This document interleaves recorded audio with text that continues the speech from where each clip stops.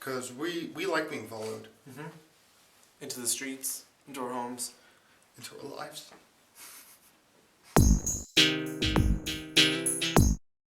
So Joaquin Phoenix is at it again. Yes, and it looks like he might be up for an Oscar this year. Maybe, who knows? So the movie is Inherent Vice, directed by, in my opinion, one of the best directors of this day and era, PTA.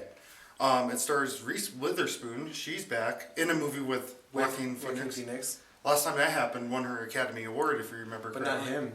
But not him. He's never won an Academy Award, which is Josh Brolin, Benicio del Toro, Martin Short, Owen Wilson. Jenna yes. Malone from Hunger Games. Mm-hmm. You also have Maya Rudolph. Eric Roberts. Eric Eric Roberts is in. Again, this movie's directed by PTA. One of my favorite directors. I love There Will Be Blood. I love Magnolia. I love all of his movies. Yeah. My favorite is Punch Drunk Love. Yeah, they're excellent movies. Master. But anyways, this is set in the 70s. Yes. What? Yeah. And Joaquin Phoenix plays Doc, who's a detective. Yes. A drug-fueled detective. Drugs. He does drugs. Yep. And he gets pretty much recruited to investigate the disappearance of his ex-girlfriend. Mm-hmm. Which, by the way, I didn't really get from the trailer. The trailer wasn't the best trailer ever, but also there's so much like goodies in PTA movies that I can't really go off the trailer. I mean, overall, it looks really. I think it looks good. I think it looks good. Not from the trailer, but because it's PTA and it's also teaming up with Reese and Joaquin again, I think you might have some Oscar gold in the future. It's going to Oscar buzz, yeah. And you don't see much of Reese Witherspoon in it. Like you just see like a couple of clips, if not. So I really can't gauge how her performance is going to be. But Joaquin Phoenix has a master-esque character. Yeah, I would say so. It's very master-esque. But I would also combine it with a little bit of like the face of Johnny Cash that he did in Walk the Line. Yeah. Overall, though, he seems to be, or the movie itself seems to be this like black comedy. It does. Like a lot like Wolf of Wall Street of last year. Right. But also it has time. this American Hustle kind of undertone to it. Yeah. So I'm just kind of like, well, can we get something new? But also it's PTA, so I'm kind of like, it's going to be great. This movie comes out December 12th, limited release, and we're hoping we can watch it at our indie movie theater downtown.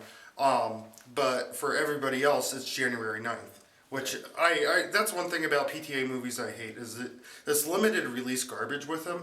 And it's not his fault, it's the studio's fault. They're not going to, I mean, it's coming out December 12th, so there's not a lot of slots for him to have a movie out. So, study guide, which is the part of the show where we recommend a movie to get you prepared for this movie. Absolutely. Yep, you take the lead. Well, okay, well, I'm going to go with Punch Drunk Love. It's because it's one of my favorite PTA movies, but also it has Adam Sandler in it, and it's quite possibly his best performance ever. Yes. And could also be the best performance he'll ever do. But also, the story is so cool, the cinematography is beautiful, it has PTA written all over it when it comes with the script, and I feel like it's a completely different movie than what Inherent Vice is going to be, especially because I think it might be a little bit darker.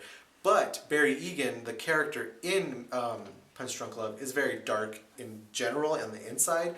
I just feel like Inherent Vice is what Barry Egan was feeling inside. Does that make sense? Yes, totally, actually. I'm going to go with, just because of the black comedy, and I love this movie from last year, I'm going to have Wolf on Wall Street. Oh. I really enjoyed the movie. It has that, like, drug-fueledness, which if PTA exploits that in this movie, you'll see a lot of. Yeah. Also, I don't think any other movie in the history of movies will do what this movie's done, because Martin Scorsese has that pedigree, and so if you're worried about the black comedy element, this movie will definitely get you prepared, because there's no way Inherent Vice will do some of the things that Wolf of Wall Street did. Right. Like pushing the R boundary. Up here is going to be a thing that you can press the button on and it will subscribe you. Down here we'll have some information for you.